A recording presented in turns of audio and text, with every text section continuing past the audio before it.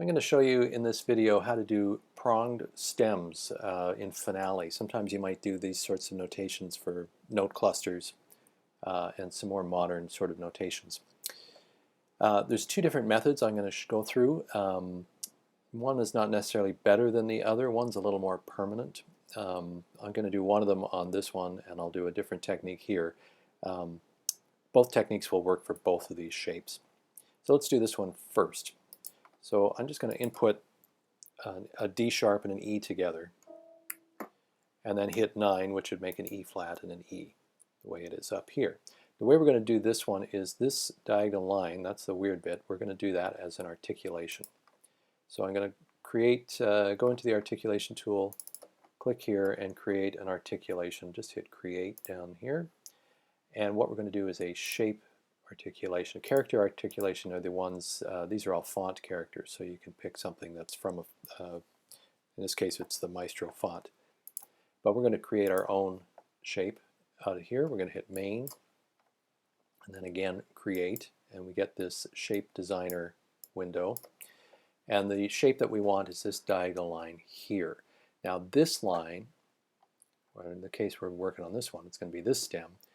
This is the middle of that note head, so that line is going to be down this way. You notice, by the way, in this shape designer I have the graph, the grids on. So up in the shape designer window, show grids, and I have those grids set to one space each. The space being the space between, say, the E and the G here. So if this is the main stem that comes right down that center axis, the line that we want to create is going to be a diagonal line that comes out like that.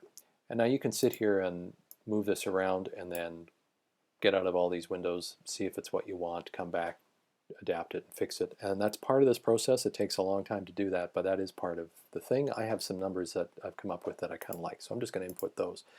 This is the actual stem, so we don't need that right now. First of all, you want to make sure that this line, if you go up here, line thickness, it's the same thickness as the stems that you are using in your document options. So the default Finale stem thickness is 0.0918. Which is what I have it set here. If you've changed the thickness of your stems, you need to match this line to that thickness.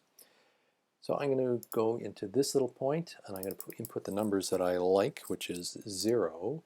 0 means it's right on this center axis. And for here, it's 2.5 spaces. So I'm going up 1, 2, and we're in the middle of the second space here. And this point, I'm going to 2.5 spaces, and 0.2. These numbers can be whatever you like. These are just numbers in my experimenting that I've come up with that I kind of like the way they work. And that gives us this accidental, what's that called? Articulation. We have an articulation down here. And I'm just going to move that into position somewhere where I like it. Then I'm going to go into the special tools and the note head position tool and just move this guy over a little bit. Again, just to somewhere where I like it. You can be really precise about this, much more precise than I'm being here. And there you go.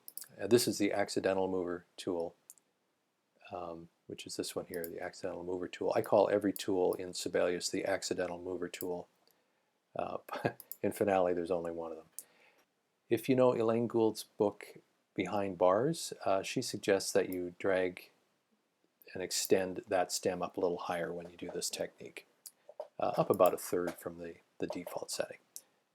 And there you go. That's that type of pronged stem. The other one we're going to look at is this one with the feathered stem, where both note heads are offset.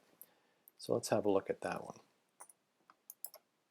So I'm going to start with the same two notes. I'm putting in two notes. I'm just going to put a rest in front of it so we get a little more centered. So there's our E flat and our E. In this case, I'm going into the special tools and I'm going to use the custom stem tool, which is this one. There's a little handle in here that's hard to see, but if you double click there, we can create our own custom stem. We get the same shape designer window that we saw with the articulation. This one's going to create a stem. And what we want is a shape that's going to look a little something like this. We've got the main stem that comes down that center axis. We're going to have a diagonal line that way and a diagonal line that way. And again, you can go and mess with these and get them exactly right. I'm just going to, for now, put in numbers that I like. This is it's really hard to grab these, but it's like any other graphic interface, except that it's worse. So anyway, the numbers that I like for this one, this is going to be 0. Again, 0 means it's right on this center axis. And I'm going to put 2.5 in there. For this, I'm going to also put, actually I'm going to put minus 1.75 and 0.2. This line over here, also 0.2 down here. And up here, 1.75, which is just the opposite of where this was. And this is going to meet at that middle point, this would be 0. And this is 2.5, like that. And our main stem, this would be the same 0 and 2.5, like that. Will get us up to there. And this I'm going to put at 5. And again, these are totally wrong. 0, this is at 5. There we go. And I'm going to hit OK and get out of all these windows, and there's my stem. Go into the node head position mover and move these over to where I want them to be. Accidental mover tool, and move these over to where I want them. And it's as simple as that. You can take this technique and build it into a lot more notes, or you can build it into different angles, all sorts of possibilities with this. Let me know if this is useful. If you disagree with what I'm doing or you have a different method, I'd love to hear that too. And thanks for watching.